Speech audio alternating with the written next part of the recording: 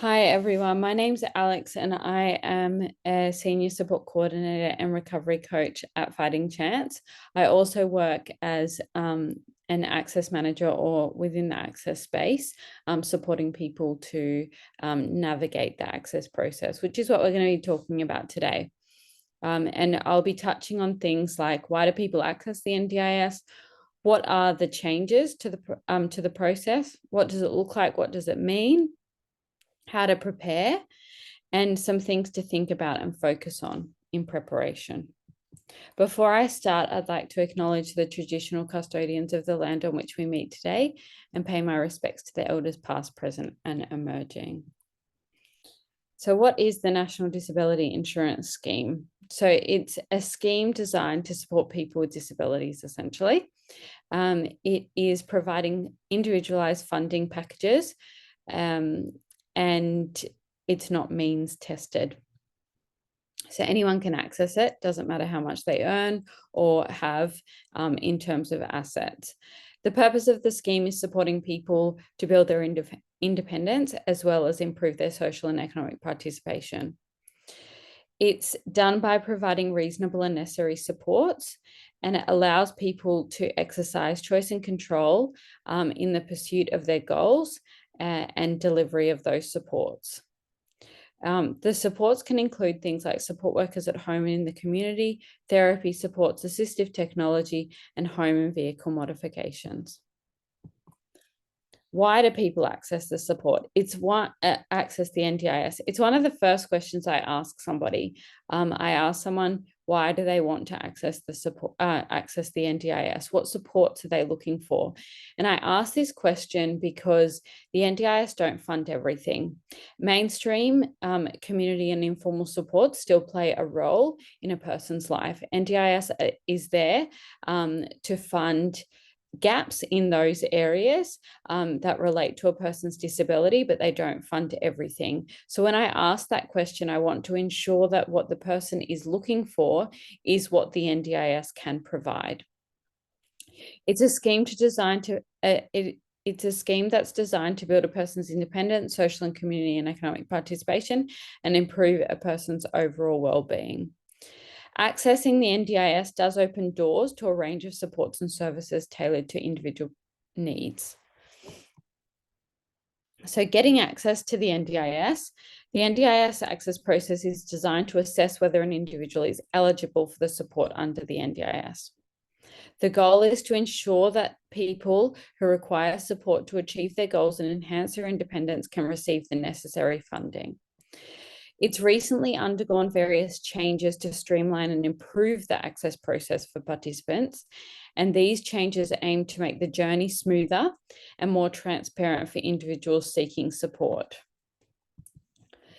So some things to consider before applying is it does take a fair bit of time. It takes less time now, but it does take a fair bit of time. There is often costs involved when it comes to gathering evidence, and at times it can feel very overwhelming. The currency of reports and language used is extremely important, and it is important to do it comprehensively the first time. At times when the above is followed, the NDIA may still come back with access not met decision. However, there will be options listed in the decision letter of how to review the decision or reapply. So you do have more chances. It's not just a one chance thing, but it is just, doing extra work and everything. So if you do it first or comprehensively the first time and you get all the reports and they're all up to date and everything is there for the NDIA to consider, it's less likely that you're going to have to repeat the process. So let's firstly look at, are you eligible? So are you aged between 7 and 65? Under the age of 7, you can still access the NDIS, but you access it under early childhood, early intervention. Are you an Australian citizen, permanent resident, or protected special category visa holder? If yes to that, then you do meet that part of the eligibility criteria. Do you live in Australia? do you have a disability caused by a permanent impairment? So is the disability that you have or identify with, does that cause permanent impairment in your day-to-day life and impact you or your ability to engage in the community, participate economically, and impact your independence? Do you need disability-specific supports to complete daily life activities? And this is important to consider when I ask the same thing of why do you want to access the NDIS? So is it other supports that you're needing disability-specific, or are they health supports? And if they're health supports, then Medicare or other mainstream options is where you look down. And then, do you need support to reduce your future need for support? So NDIS is designed as a capacity building scheme. This is not appropriate for everyone. Some people, it isn't about building capacity, it's about maintaining capacity and avoiding further decline. So it just depends on how the disability impacts you and the nature of the trajectory of that disability. But the idea for NDIS is that it is a capacity building scheme, meaning that it reduces the support over time. So if you've answered yes to the above questions, it could be worth applying for the scheme. And then you can access Fighting Chance NDIS access checklist here as well. So definitions in the land of NDIS. So there's many acronyms and many confusing words in the NDIS land. Here are definitions of a few of them. So we're just going to go through some of them. So the NDIA, which is the National Disability Insurance Agency, so it's the people. The NDIS is the National Disability Insurance Scheme. So that's the money, that's the insurance scheme. So the NDIA must be satisfied that a prospective participant has a disability that's attributable to one or more intellectual, cognitive, neurological, sensory, or physical impairments or psychiatric conditions, which when they say psychiatric conditions, they're not talking about a mental health diagnosis that's been newly diagnosed. They're talking about long-standing psychiatric conditions that despite mental health treatments, there is still a significant functional impairment in the person's life, impacting their independence, their social and economic participation, which means that they are eligible to meet the criteria for what's called psychosocial disability, and therefore NDIS can fund the gaps, but health still have a responsibility to fund the mental health treatment side. So that's usually medication or treatment like therapies that are delivered in a treatment, whether it's a CBT or DBT or ECT in a 12-week period, or inpatient and outpatient programs. That's all still through health, but NDIS can fund psychosocial disability, so psychiatric conditions, if they meet that psychosocial disability criteria. For the purposes of becoming a participant in the NDIS, the focus on disability is on the reduction or loss of an ability to perform an activity which results from an impairment. The term impairment commonly refers to a loss or damage to a physical, sensory, or mental function. So that's just to define or help to understand what they mean by disability and what they mean by impairment. It can be hard to hear or speak in this way because previously people are so used to speaking in a strengths-based language, whereas with NDIS being that it's an insurance scheme, they're so focused on the deficit-based language. So what the person cannot do or struggling to do, because that is what they need to understand to be able to provide funding for. So you can build the capacity so you can achieve those goals. So when is an impairment permanent or likely to be permanent? So the NDIS must be satisfied that a participant's impairment are or likely to be permanent. So the diagnosis and the functional impairment of the disability need to be found to be and clearly stated through the evidence that it is permanent or likely to be permanent, and there is no further or future health treatments available that will improve the impact of the person's disability, that all options have been explored and exhausted and all outcomes are stable or will decline or deteriorate. So what they mean by that is that it doesn't mean that you cannot access any more health treatments. It means that right now, when you're applying, that everything from health has been exhausted and there's nothing further that they can do that will change the your impairment day to day. So if you went to the NDIA, for example, and said that you have a psychosocial disability, but next month you're going to start ECT treatment, the NDIA would say, do the ECT treatment, see what the results are, see if that's improved your function. And if it's improved your function, then talk about it from that perspective or where you're at then, not now, because health can still help. It could still help. And then, so you would need to wait. So if there's any health treatments that you're waiting for or about to do, whether it's an operation or some sort of intervention or rehabilitation or something, the NDIA will ask you to wait and for therapists or your treating team to comment on where your functional impairment is sitting and what it looks like after all treatments have been exhausted. That doesn't mean that in a year's time, if you have access to the NDIS and a new treatment comes out, that you can't access that. It just means at the time of applying that all treatments have been exhausted and the impairment is likely to be permanent and lifelong. And this is really important to be clearly stated. When there are certain disabilities or certain diagnoses that the NDIA recognize as being lifelong and permanent, and they don't need a lot of supporting evidence to say that because the nature of the condition is that. So for example, intellectual disability. If a person has an intellectual disability, whether mild, moderate, or profound, then that is considered to be a neurodevelopmental condition and lifelong and permanent. It is seen that way. It's defined that way. The NDIA understand that.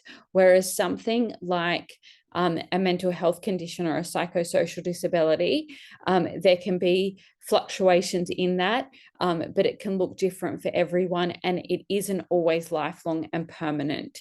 So that's where it needs to be clearly outlined that for you as an individual, that your clinical team have exhausted all of health treatments, and despite that, there is still significant functional impairment, which is considered to be lifelong and permanent. That's what this means. So primary diagnosis. So a primary disability refers to the impairment that impacts your daily functioning the most. You can still have funding for primary and secondary diagnoses, but you can only receive funding for the diagnoses that you've met access for. So some people might have a list of diagnoses and they might say, I want NDIS funding to fund A, B, and C, but not all of those things might be in line with what the person has met access for. So it doesn't matter whether it's primary or secondary, but it does matter if the person has met access for that diagnosis. So a person can meet access for more than one disability. It's important to note that the NDIA will provide funding for disabilities that the person has meets access for. And it's important that the supporting evidence provided must speak to the diagnoses or disabilities that the person is applying for access for. Otherwise, it can get really confusing for the team assessing eligibility to the scheme. So, for example, if you're going for a psychosocial disability, for example, but all of your health, all of the evidence that you've provided talks about your physical impairment, that's not going to help your argument around why you need support for your psychosocial disability. And it's going to be very confusing when they're assessing that, because they're going to say, well, why are you going for psychosocial disability when all of your evidence is talking about physical impairment? And it's not going to be sufficient evidence from the psychosocial side. And so then they aren't going to fund anything. So it needs to be that the supporting evidence backs up that what you want to apply for to the NDIS. So I'm just going to define psychosocial disability. So psychosocial disability is a term used to describe a disability that may arise from a mental health issue or condition. Not everyone who has a mental health condition will have a psychosocial disability, but people who do, it can be severe, long-standing, and impact on their recovery. People with a disability as a result of their mental health condition may qualify for the NDIS. So if your mental health condition, even after all possible health treatments, has been tried and your diagnosis still impacts your daily life, independence, ability to participate socially and in the community with employment or education opportunities, then you may meet the criteria for having what NDIA call a psychosocial disability, and it might be worth exploring that as an option for accessing supports to help you in all of those other areas, because health doesn't provide support socially in the community or economically, whereas NDIS do. But it's just about understanding whether you meet that criteria. So speaking to your health professionals and working to understand that and understand how it impacts you can be really helpful in understanding whether you meet the criteria for psychosocial disability. So when we're talking about functional impact or functional impairment, it can be really confusing to health providers as well, because they're used to using medical language. But in NDIS world, we really want to be talking from a functional point of view. And so the NDIA focus on 6 domains in particular, and a person doesn't need to have a significant functional impairment in all of those domains, but it needs to be significant in at least one. You will find, though, that we're talking about a person, we're talking about their life, and often these different domains intertwine. So the domains are mobility, communication, social interaction, learning, self-care, and self-management. So let's go through. I'm just going to give it a bit more information on each of them. So mobility means, in obvious terms, means your ability to move around. So they're talking physically, using your limbs, being able to move around in the home environment and in the community independently, and that not impacting on your ability to participate or engage in daily tasks.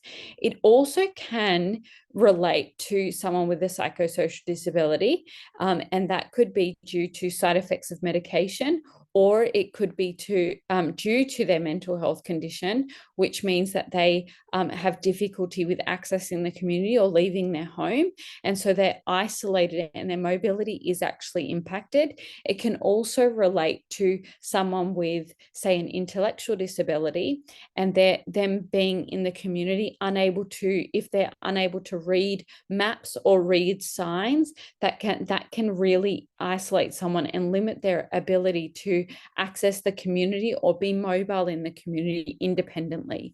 So mobility can also mean not just moving your limbs and moving around that way. Yes, it does mean that, but it can also mean other things. So when gathering evidence, it's important to understand each of the domains and comment on what that looks like functionally for you or for the individual that you're supporting, and how the person needs support, what that support looks like, and what are the risks if they don't have that support. So that's the information that they're really looking to understand, because when they read it, when they're assessing, they want to read it and they want to go, oh yes, I can build a picture of this person in my head. I understand where their challenges are. And yes, they meet the criteria. NDIS can help them. I can visually see that equipment or support workers or therapy supports can directly support that person with building those skills, building that independence and that social and economic participation. So communication is another domain, and that includes being understood in spoken, written, or sign language. It includes understanding others and expressing needs and wants by gesture, speech, or context appropriate to the person's age. So so when we're talking about communication, it's talking about expressive, receptive, and also social communication. And so it's important, if a person's impacted in those areas, that again, it is described what that looks like, what support's needed. So describing what the support actually looks like. So not saying they need a support worker to do it, but saying that they require prompting, or they require visual aids, or they require hand-on-hand support, or they require the person to actually physically do it with them. What does that look like? And if they didn't have that, what would that mean for them? What would they be missing out on? What are they like? How does that impact them day to day and impact their overall health, well-being, their ability to participate, their independence? What does that look like if they don't have that support? Social interaction, so that includes making and keeping friends, appropriate friends. It includes interacting in the community, behaving within the limits accepted by others, coping with feelings and emotions in a social context. So again, describing that. What does that look like? What support's needed for it to be for the person to be supported? What happens if they're not provided with support? What does it look like for the person? Learning, that includes understanding and remembering information, learning new things, practicing new skills. It doesn't just mean a learning environment like TAFE or school or uni, or learning new skills at work. It can also be in day-to-day life. And that can be learning new skills, but it can also be applying existing ones. So some people with a disability may have challenges with transferring skills. So they might be able to learn a skill in one environment, but then they can't apply that in other environments. So they're limited in what they can do, or how the information that they've been given or been taught, how that can be used day to day. So they require more support. What does that look like? Again, can that be described? That's what they're looking for when they're asking for information under the domain. Self-care means activities related to personal care, hygiene, grooming, feeding oneself. It includes showering, bathing, dressing, eating, toileting, grooming, caring for own healthcare needs.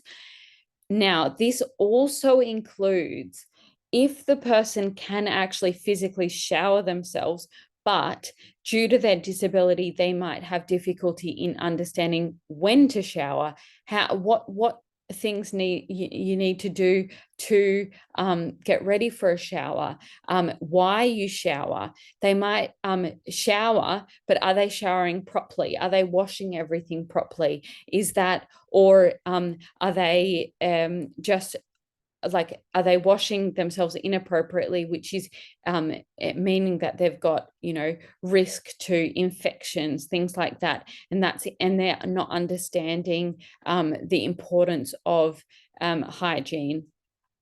When it comes to eating, what does that look like? Are they able to use a knife and fork, or do they need it to be cut up for them? They might be able to chew and swallow, but all of the tasks that are around that, what does that look like for the person?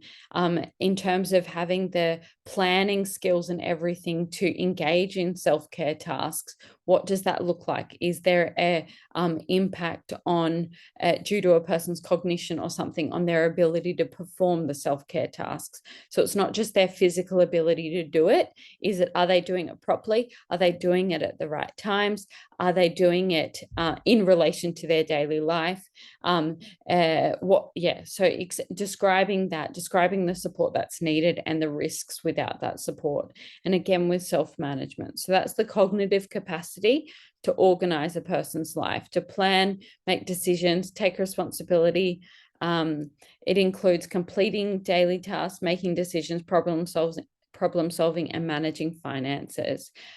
So what does that look like for the person? Are they reliant on other people? Do they have a public guardian, or do they have a guardian in place that is making the decisions for them because they're unable, because they don't have the capacity? Describing what that looks like, what the risks are. Are they vulnerable to scams and things like that due to their disability? So explaining all those things, giving it when talking in these domains, and when gathering evidence from health providers, it's good to write in these domains from their perspective, but it's good to gather evidence in that way, giving as many examples as they can around what it looks like functionally. So when assessing, when the person who's assessing doesn't have, you need to assume that they don't have a clinical background, that they don't understand the medical terms, or listing symptoms doesn't mean a whole lot to them,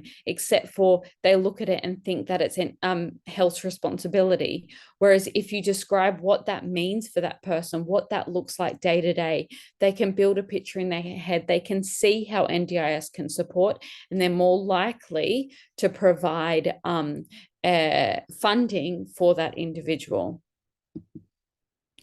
So the new access process. So the old access process involved doing an access request form externally, either with yourself or with a health professional, having that signed by a health professional, submitting that with a diagnosis letter and any other supporting evidence that was relating to the person's disability. That was then being assessed by the National Access Team. A decision was coming back as either access met, access not met, asking for further information, or saying that the person was access met, but only for a short-term period, which is considered early intervention, so for 2 years. Then the person had the opportunity to provide further information, or to review the decision, or to reapply. Now the access request form is not used anymore. The new process means that there's simplified documentation. So the requirement for evidence has been refined to make it clearer on the information that's needed, which is it's meant to reduce the burden on applicants. There's faster decision-making, not so much at the moment because NDIS is so delayed, but it's supposed to be faster decision-making. So it focuses on speeding up the decision-making process so applicants know the outcome sooner. It also is sort of combining the access process and what was used to be known as the first planning meeting. They're doing a lot of that in the access meeting now, and it's all done internally on the system. So there's improved communication from the NDIS to keep applicants informed throughout the process. So now, so what is the new process? So the new process is to, if you feel like you meet the eligibility criteria that we've gone through today, or that you see on the NDIS website, you can call the partner in the community. You can also call the partner in the community if you've been told, oh, you meet the criteria by a health professional, but you just want to check. So calling the NDIS partner in the community, they are people who work. So the NDIA have employed other organizations to help the NDIA with all of the processes and all of the things that need to be done for people on the scheme. So by using the NDIS website or looking at Google, you can find your partner in the community, and they'll take down some basic details. And then they'll book in what's called a community connections meeting, where they'll gather your details and then they'll gather your details over the phone, or they'll email you a form to fill out, which is just the basic details that they need before booking you in for that community connections meeting. Then they will send you an email confirming that meeting date, and they will ask you to bring with you evidence. So they will tell you what evidence is needed. They can also tell you that over the phone, because one of the questions is, what are your diagnoses, or what diagnosis are you looking to make access for? So before the meeting, and you need to ensure that there's enough time when you're booking the meeting for you to gather that evidence. So gathering the supporting evidence, but also your ID documents, because they will ask for that at the meeting. The next step after you've gathered all of that is you send it to them prior to the meeting, and then you attend the meeting, which is either online or in person. So the meetings with the LAC, so the local area coordinator who works at the partner in the community, in your community. So after the meeting with the LAC will submit the application, which is all done internally. So that meeting goes for about 2 hours, and they will go through they'll gather all of the evidence that they need to assess whether you're eligible. And then they'll also gather some information around your goals, the participant statement, and other information to help them with putting together your first plan if you're found eligible. Once they have submitted the application, you'll either hear via phone or letter whether you've met access to the scheme. And if not, then they will refer you to places in the community that they've found that you meet or that they feel meets the supports that you need to be able to achieve your goals. So they haven't felt that NDIS is the best avenue for you, and they will give you alternative options in the community of other places you can try to get support. So if you have met access, then you'll do a first planning meeting, which is where they look at how much funding, what that funding looks like, and what you want to use your NDIS funding for. Then they'll go away and build that first plan. So what supporting evidence is needed for the meeting? So recent and updated diagnosis letters. So recent, I ideally say within like the 12-month period, ideally, you want to have an updated diagnosis letter. Any reports that build a picture of the functional difficulties you have. So if you've got any health professionals or social workers or even people in school or uni who work with people with disabilities, they might be able to write things that support the that provide evidence and support the case that you're making to the NDIA that you meet the criteria for gaining access to the NDIS and having access to funding. By building the picture, you want to focus on those 6 domains, and you want the people writing it to use functional language. So describing what it looks like, giving examples of what it looks like. What does that mean for the person? What are the risks? What are the supports that are required? What does that look like? If a psychosocial disability is being requested, then the psychosocial evidence form is required and needs to be completed by a GP, psychiatrist, psychologist, or social worker. And in that, it actually does go through the domains, which needs to be comprehensively filled out. So you do need to describe, or the psychologist or the social worker or the person filling it out does need to describe what does it look like for you day to day in those areas. They cannot just list the symptoms. It will not go anywhere. The person you won't meet access, and you'll be referred back to mental health.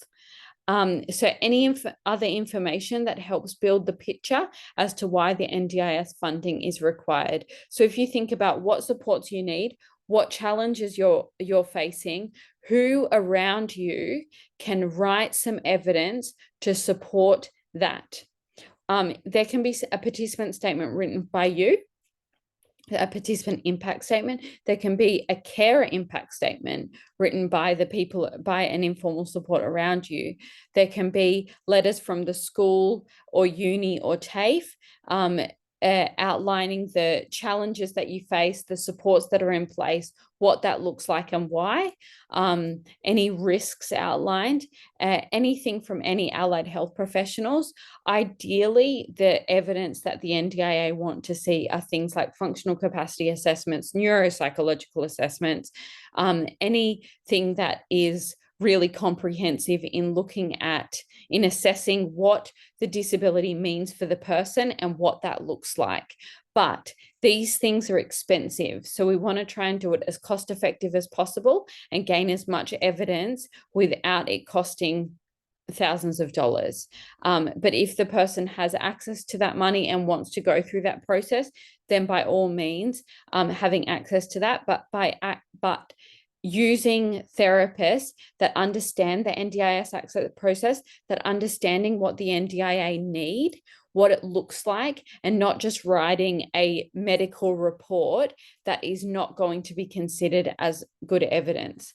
The other thing that's needed is 100 points of ID. So there needs to be ID that shows your where you were born, where you live, if you're a resident or a citizen, and to ensure that part of it, that you meet that part of the eligibility criteria is what they're looking for there.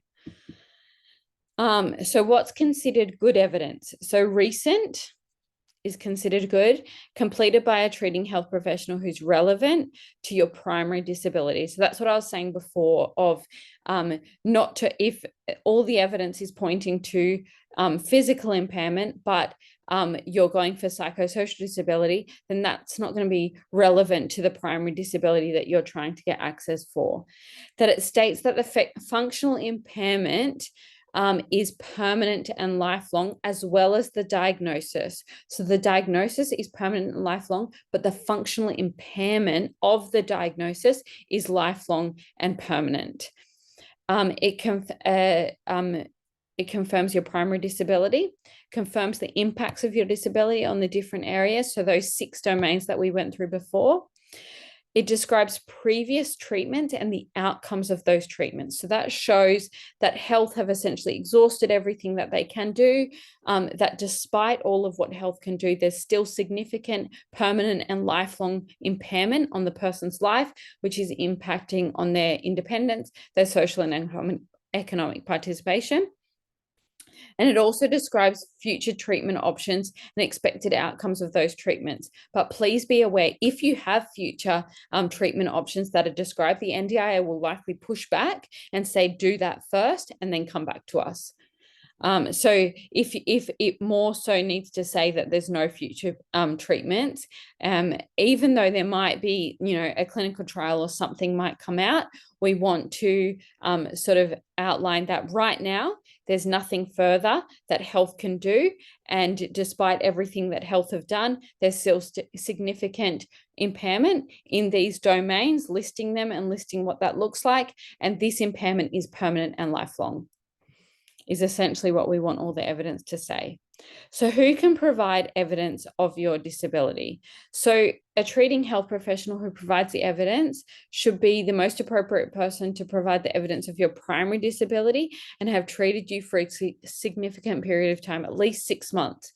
We want them to be people who are familiar with you, who know your history, who understand what it looks like for you day to day, and who is comfortable commenting. Examples of common treating professionals include general practitioner, pediatrician, OT, speech pathologist, neurologist, psychologist, psychiatrist, physiotherapist. It can also be a neuropsychologist, can also be a social worker, or a counselor or a psychotherapist. It can be, but it just depends on the person's disability, and who is most appropriate to comment in that area within their scope of practice. So you wouldn't have a physio commenting on a psychosocial disability. That's outside their scope of practice. But a psychologist commenting on a person's psychosocial disability is within their scope of practice. So just understanding what it is you're trying to say, who is the best person around you, who in your clinical team or informally or mainstream or community supports to comment on that. We can have informal supports or community and mainstream or community supports commenting, but we want it always to be backed up by mainstream supports, because NDIA see that more as evidence. So allied health professionals and medical professionals, they will their evidence is stronger in the sense that it's sort of more evidence-based, but having informal supports or community supports commenting on what that looks like can really strengthen it. So one isn't better than the other, but having a medical professional with a diagnosis letter is vital for the NDIA to understand what you've been diagnosed with, when, what the treatments are, and what the outcomes have been. So types of evidence. So this is evidence that's in the previous process. So these types of evidence isn't the access request form and the supporting evidence form aren't used now, but the psychosocial disability form is. However, some people have filled out the access form or the supporting evidence form, or they've had a therapist fill it out, and you can in fact kind of take it with you, but they won't actually submit that anymore. They will put it on their internal system, whereas the psychosocial disability form will be used in addition to what they put on the internal system, which is essentially streamlining it and taking the access request form and supporting evidence form away from the individual to complete now, and they do it internally. But some people I find will still take those forms to the community connections meeting because it helps with prompting them through it. But just so you know, they won't submit it as a form anymore. So what other information is needed for your access meeting? So the new process combines the access process and some of what is used in the first planning meeting all together now. So the LAC will send you an email that requests the information that's in the planning booklet too, which includes the basic information, so your name, date of birth, address, phone number, email, diagnosis, participant statement, goals, informal and mainstream and community supports, what's working well, what do you need support with, what does a typical week look like. The participant statement asks you to answer questions under these headings. So living arrangements, so they'll ask you questions about who do you live with, what services are available in your area, do you have access to community and mainstream supports in your area, what type of home do you live in? Knowing that it is not a means tested scheme, so it doesn't matter if you own your own home. So if you feel worried about answering that question, you don't need to. It's not means tested. They'll also ask you questions around your daily life, describing your day-to-day life. What does a typical day look like? What sorts of things do you enjoy doing? And your strengths, what can you do independently? It's important here. It isn't a trick question, but it is important here to remember that if you've got all this evidence saying that you cannot do a number of things, and then if you're talking about your strengths saying you can do those things, they're going to see the a contradiction there, and they're going to pick up on it, and it's going to confuse them, and they're less likely to fund it. So when you're talking about your strengths, everyone has strengths, and it's absolutely important to mention them, to talk about them, to celebrate them, but as long as it is in line with what you're saying your challenges are, and making sure it doesn't contradict one and the other. So when they talk about goals, they're referring to NDIS goals. And when the NDIA, and they will ask you this at the community connections meeting, it's important to understand that when NDIA funds supports, they're funding it in line with the legislation, especially Section 34, reasonable and necessary. One of the key points in there is that the supports link to reasonable and necessary, to your goals, link to your goals. And so when they ask you about your goals, they're asking you about your goals. You need to be thinking about, what supports do I need, and making sure the goals that you have are in line with the supports that you're going to request at a later date. So even though they don't specifically ask in the community connections meeting what supports you want from the NDIS, they might not, but when you are talking about goals, which they will ask you, it does need to be in line with what supports you need. So it is best to have your goals broad and make sure that they're SMART goals. So SMART goals stands for specific, measurable, achievable, realistic, and timely. And SMART goals help a person focus on what they want to work towards and track their progress, which helps the NDIA, considering that it's an insurance scheme. They want to be able to track the progress to make sure the NDIA and the supports funded by the NDIS are working, but also that they are, and they're in line with what the person needs, but also that they're helping the person to achieve those goals, and that there is also flexibility within the goal so that it's broad enough so the person can access a number of supports flexibly, which still meet the goal that they're talking about. So for example, it could be during this plan period, so it's timely. I would like to build my independent skills in the home and in the community, so I am able to start to go to the shops on my own or something like that. So if there is timely, it is a little bit specific, but it is still broad. So you can fit quite a lot of supports under there, whether it's OT, whether it's physio, whether it's assistive technology, whether it's support workers, whether it's travel training or transport support. All of that fits under that one goal. And so you want to make sure that the goal is broad enough, but also fits under the SMART goal like criteria that the NDIA look for. And we've included here some resources to help to write goals, because they are important. When they're talking about informal community and mainstream supports, informal supports are unpaid, usually family, friends, or neighbors. Community supports are unpaid supports in the community, such as church or gardening groups or knitting groups, or it could be walking or coffee meetup groups.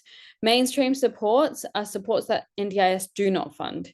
So they are things like education and employment. They are things like mental health or health supports like GPs, psychiatrists, Centrelink hospitals, TAFE University, and schools. So in conclusion, the revised NDIS process is designed to be more streamlined and user-friendly, as we've talked about, but by preparing thoroughly and providing clear and concise evidence and understanding the new system, applicants can navigate the process more smoothly. We've also included a link here for applying, and this gives you some more information around that. Thank you guys for listening, and if you've got any questions, you can always send through an inquiry on the Fighting Chance website.